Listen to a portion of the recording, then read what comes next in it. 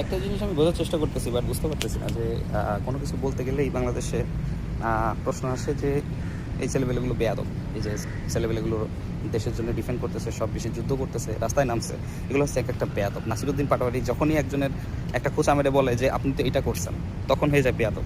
একটা সত্যি কথা বললেই সেটা হচ্ছে কি বেয়াদব। তা আমার কথা হইতেছে ভাই, বিপ্লবীরা কখনো সুন্দর ভাষায় কথা বলতে পারে না, বিপ্লবীরা কখনো সুন্দর হর্নি ভাষায় আপনার অর্গাজম দিবে না।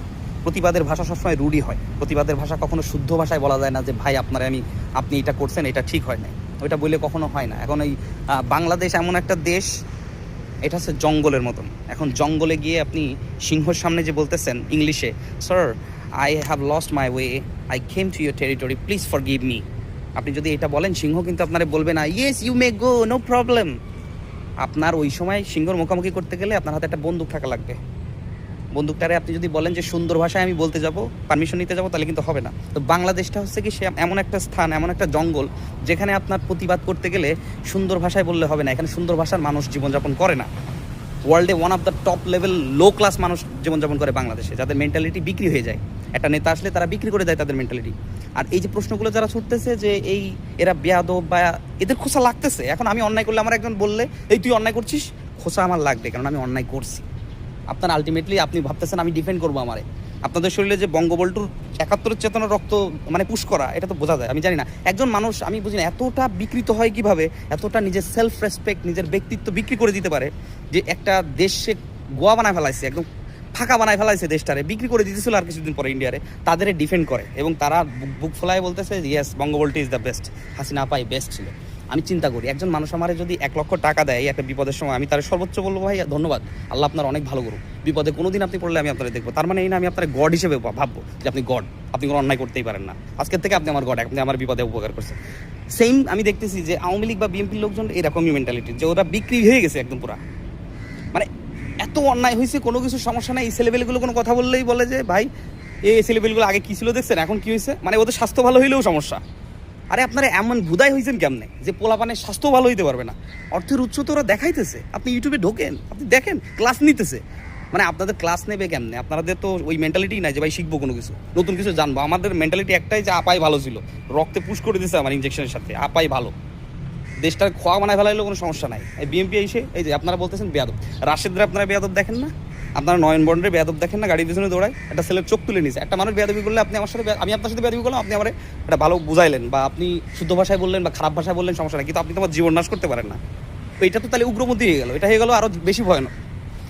ওরা বেয়াদবি করছে, পোলাপান যদি বেয়াদবি বলে মনেই বলে থাকেন যে ওরা বেশি কথা বলে, ওরা ডাইরেক্ট মানুষের আক্রমণ করে মুখ দিয়ে, মানে অবশ্যই প্রত্যুত্তরে আপনারা একটা কথা বলবেন, জবাব দিবেন। বিএনপির নেতাদের যখনই খোঁচা মারতেছে যে ভাই আপনার তো এইটা করছেন, আপনি তো ওইটা করছেন, আওয়ামী লীগ বলে বলতেছে আপনাদের নেতা তো এইটা করছে, তখনই জ্বলে যাইতেছে। জ্বলে গেলে তখনই তো আপনি আক্রমণ করতে পারেন না, আপনি প্রত্যুত্তরে আপনি আর সুন্দর একটা আলোচনায় আসবেন। সমালোচনা হওয়া উচিত, সমালোচনার সাথে সমালোচনার ফাইট, মুখ দিয়ে মুখের ফাইট। তার মানে এই না আপনি আমার একটা কথা বললেন, আমি আপনার গুলি ছুড়ে দিলাম, ওইটা বেয়াদব না? সো আমি চিন্তা করতেছি কতটা বিকৃত মানসিকতার মানুষ বাংলাদেশে বসবাস করে, যারা এদের বেয়াদব বলতেছে একদিকে, কিন্তু আগের বেয়াদব যারা করে গেছে তাদের কোনো সমস্যা নাই।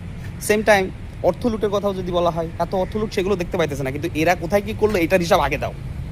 কোথার থেকে কোথায় টাকা এসে, ত্রাণের টাকা কোথায় গেল, ওদের পকেটের এত অবস্থা কেন, আগে কী ছিল, ফকির ছিল, এনো ছিল তেনো ছিল।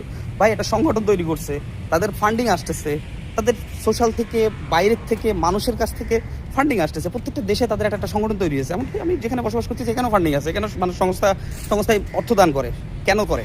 তাদের বিশ্বাস করে, তাদের কথায় যুক্তি আছে, তাদের প্রশ্নে, প্রত্যেকটা প্রশ্নে এক একটা পয়েন্ট আছে।